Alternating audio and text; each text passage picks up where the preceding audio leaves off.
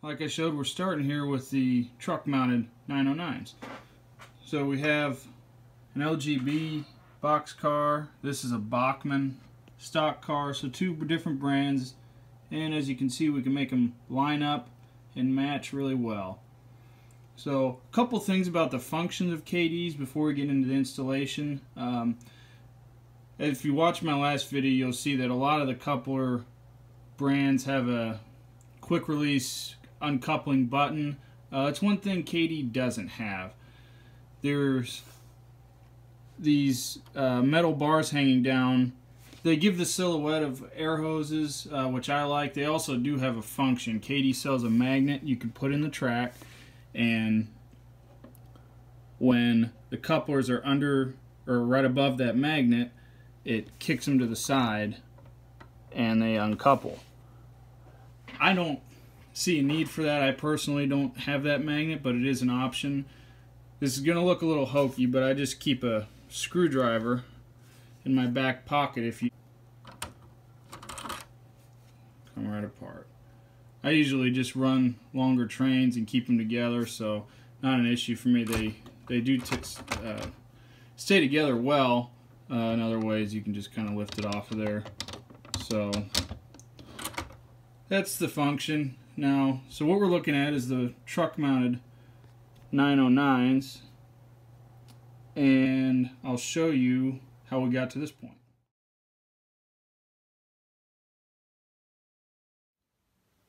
Alright, so we've got the car upside down.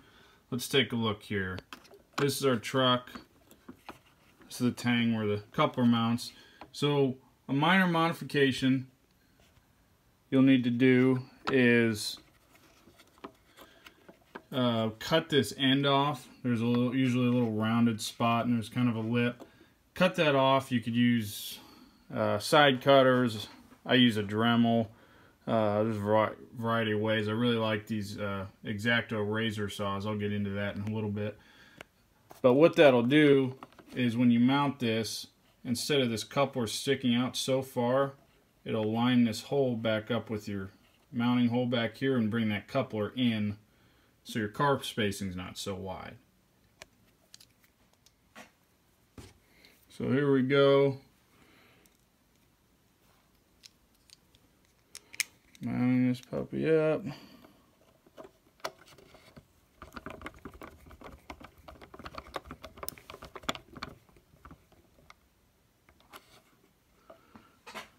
Alright.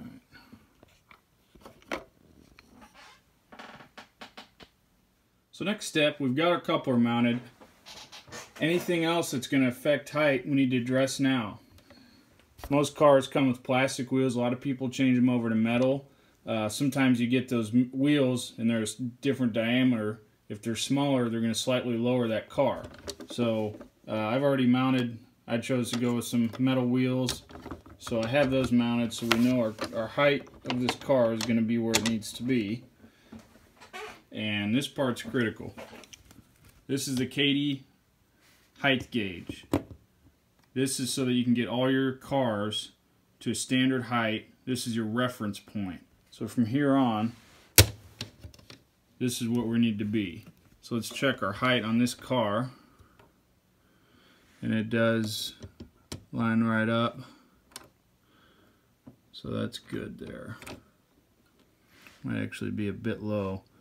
So when your height's off, the coupler comes with a couple bigger black plastic shims. It also comes with these little tubes of little white styrene shims. And what you do is mount those in between the truck and your coupler, and that can lower you down where you need to be. After looking at this gauge and really lining this up, this coupler we just mounted is a bit low. It doesn't look like much. You can kind of see if you look at these knuckles. This one is just not quite up. Doesn't seem like much, but if you leave this one a little low, then you leave the next one a little high, you're going to have some pretty big differences, and it's going to bother you. So let's show you how to fix that. take this right back off.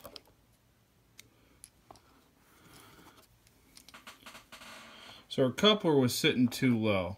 So how are we going to get that up? If we hike the back up here, like that, it'll in effect raise the height of the front of this coupler. If we were too high, we could put a spacer in front of this screw, and that would tilt this up this way and lower it.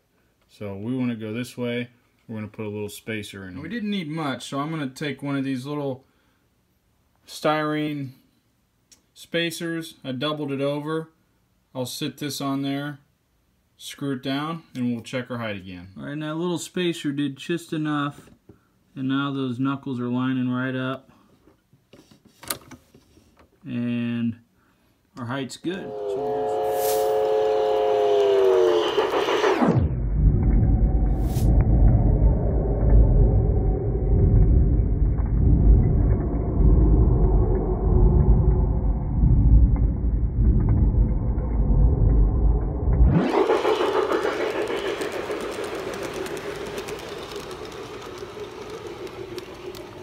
Mounting your truck mounted 909 is going to be the same procedure on all brands, with the exception of one. Aristo-Craft is going to be a little more involved. This is an Aristo-Craft truck upside down with the stock coupler. So we're going to start by taking that off, and I'll show you the little modification we need to do.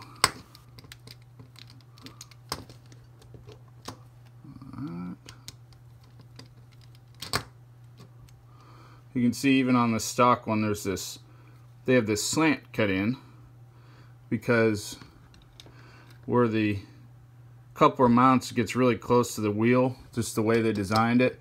So here's your Kadee. If you were to try to just mount that up, it hits this wheel and it won't line up with the hole. So here's one. There's a simple modification. This extra meat on the back of this Kadee, we're just going to shave off. There's the hole. Go right up to the edge and kind of do a slant. I use a Dremel with a sander and just kind of, but you know, whatever you can do to make that work. And then when you install it,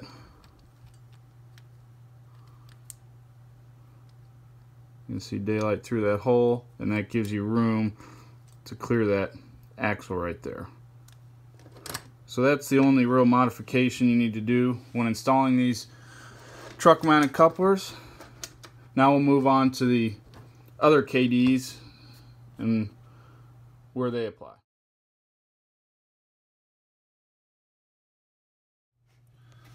Now we're looking at the Kadee body mount couplers. These are really cool. These are the 906. You know, they mount to the body of the car just like a real train car, not to the wheels. So when you're pulling on the car.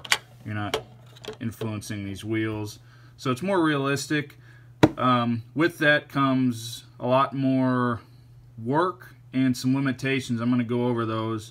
You're going to have some track limitations, and one way or another you're going to be cutting something up on your car. So if you're wary of modifying your train cars, or you want to be leave them how they are, then I'd stick with the truck mounted. You can just go right back, put the hook and loop couplers on them, and nothing ever happened. These, you're going to be cutting something, modifying it. So things to consider. I'll show you how to do those things and what limitations you're going to have. So one thing, as you can see, is these really limit the amount of turning that your trucks can do. So that's going to make you're going to have some pretty wide curves, minimum 8-foot diameter curves on your layout. If you don't have those, you'll either have to change them or just stick with the truck mounts.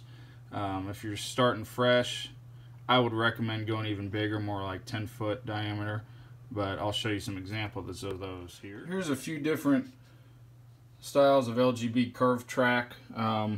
This bottom one's the tight one. It makes a 4-foot diameter curve.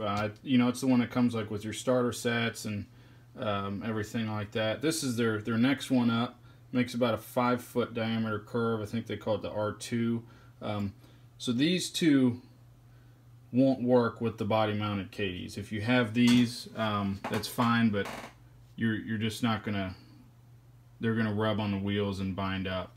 Minimum is gonna be this. This makes an 8-foot diameter curve. This is the LGB R3. Of course, you can use any brand track you want, but that's what I run. I have this and larger. So this is the tightest curve I have in my layout, and even with that, there's some limitations. If you're starting out with a new layout, do the biggest curves possible that you can. It just eliminates problems. I'd go 10-foot diameter or greater if you can. So this is USA Trains Ultimate Series 40-foot box car. This is going to be your easiest installation of a body mount Kadee, so I'm going to start with that. You can see it already has this mounting pad set up so you can perfectly line up your Kadee 906. Now, I was talking about the 8-foot curves and how your wheels will impact pretty easily. So one thing we're going to do is we're going to not use these screw mounts on the side, and we're going to cut those off because those wheels are hitting it. That'll give us a little more room in the room that we need to get away with running our 8-foot curve. So I'm going to take you through the steps and the modifications. This hole I added, these we're not going to use.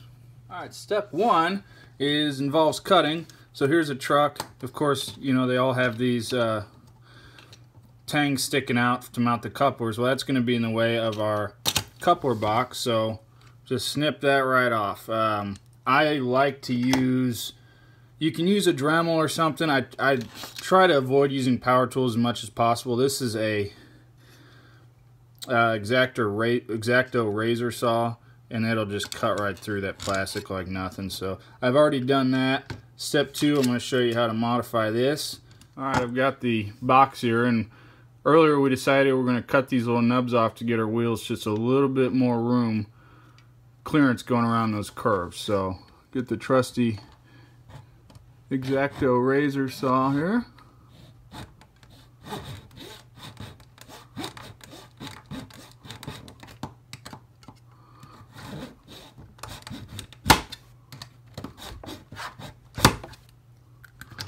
Alright, so now, see, I actually dug in a little bit, and that's okay.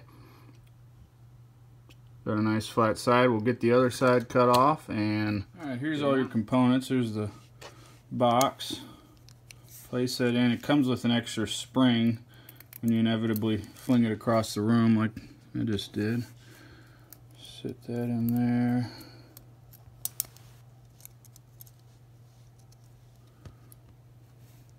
And then put your top on. That's what's cool about these, is it kind of simulates a cushion drawbar that a lot of box cars and certain cars have. So of course it's self-centering, all done with that spring.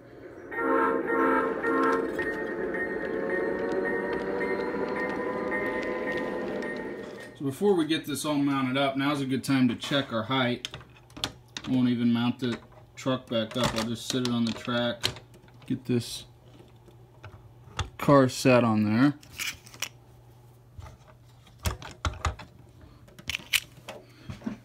Then I'll just hold this up and see how we line up.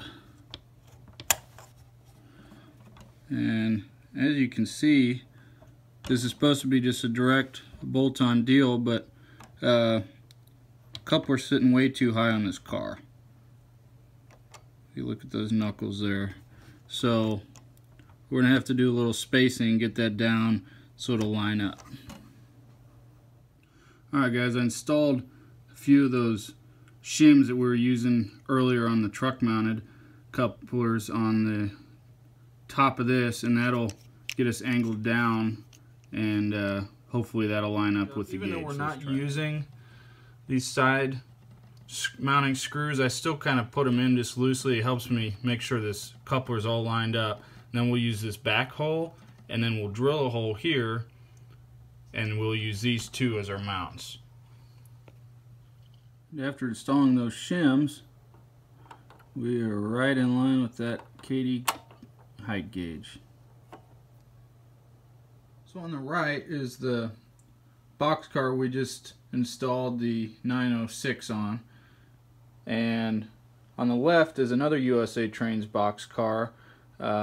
It has the 907, and the reason for that is that instead of a 40-foot boxcar, this is a 50-foot, and being longer, when you're going around the curves, it's taking up a larger section of that curve, so the wheels have to turn more. The shorter the car is, the less the wheels are going to be turning on that curve. The longer, it's hanging over and has to turn more. So the wheels rub, even though this has the mounting holes all set up for the 906. I've mounted this 907, which is essentially just like those truck mounted couplers we installed, but with a straight shank coupler. It doesn't have the cushion effect, but it has a much lower profile. It just kind of self-centers with springs, and that allows these wheels to have a little extra room to turn, and they can navigate the 8-foot diameter curves without rubbing. I've learned this by trial and error. I had my longer cars, I had these mounted on them, these 906s, and a lot of them were rubbing, so I found out you could mount these, and I think they actually look really good too. You really can't tell the difference. Flip this over.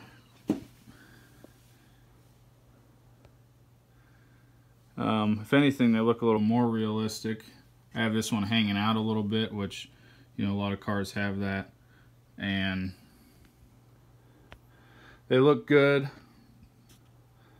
and that allows you to run these longer cars. So all my long box cars and hopper cars and stuff, I've mounted these 907s,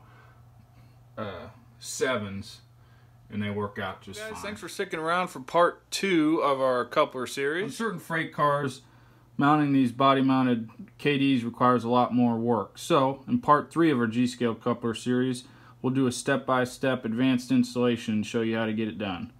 See you then.